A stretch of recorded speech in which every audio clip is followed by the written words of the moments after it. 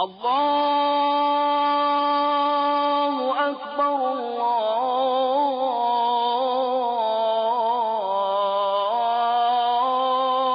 الله أكبر. أعوذ بالله السميع العليم من الشيطان الرجيم. بسم الله الرحمن الرحيم. Nous avons beaucoup décrit dans ces chroniques la vie comme un chemin qui avance et qui nous mène de direction en cheminement droit et parfois en contradiction vers le Très-Haut dont nous provenons et vers qui nous retournons.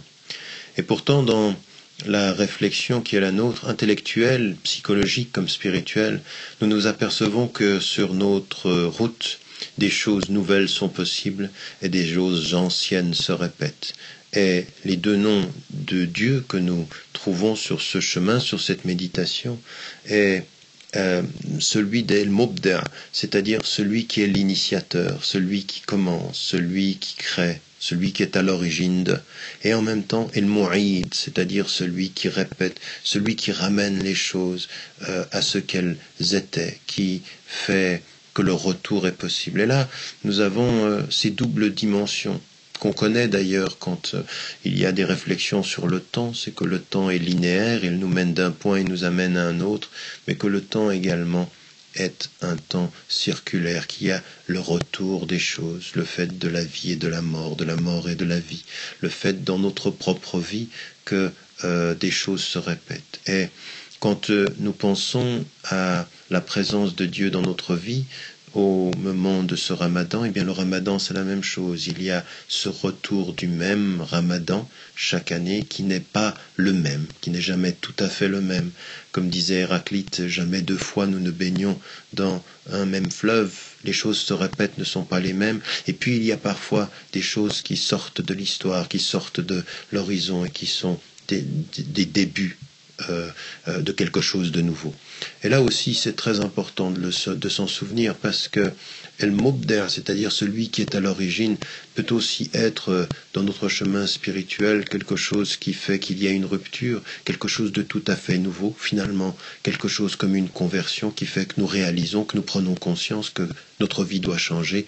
Et à cette lumière, il est celui qui permet ceci, il est celui qui permet tout dans notre vie El-Mubda', c'est-à-dire il peut être à l'origine d'une conversion du cœur, d'un changement de vie, d'une réforme de la vie, de choses dont nous ne pensions que nous étions absolument incapables dans notre vie, plein de doutes, plein de contradictions, et tout à coup quelque chose se passe, et quelque chose de nouveau. Nous sommes nouveaux, parce que celui qui est le créateur de nouveau a voulu le nouveau dans notre vie ancienne, d'anciennes contradictions qui passent et qui ne sont plus. Et puis, il est celui qui fait revenir parfois des doutes. Jamais, jamais la lutte pour la foi, la lutte pour la lumière n'est terminée. Il y a toujours des retours du même. Alors, c'est vrai pour la vie dans la vie et la mort, mais c'est vrai aussi dans la vie spirituelle. Il y a des morts spirituelles et des renaissances spirituelles. Il est celui qui nous redonne ce retour, qui nous permet ce retour, qui offre à notre spiritualité le fait de se revivre et parfois de s'éteindre à nouveau.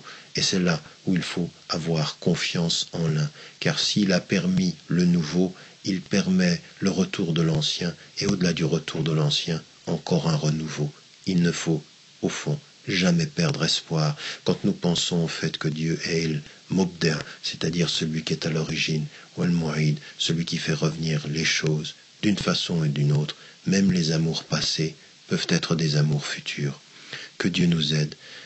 Et n'oubliez pas de dire à ceux que vous aimez, que vous les aimez. Wassalamu alaikum wa rahmatullahi wa barakatuh. الله أكبر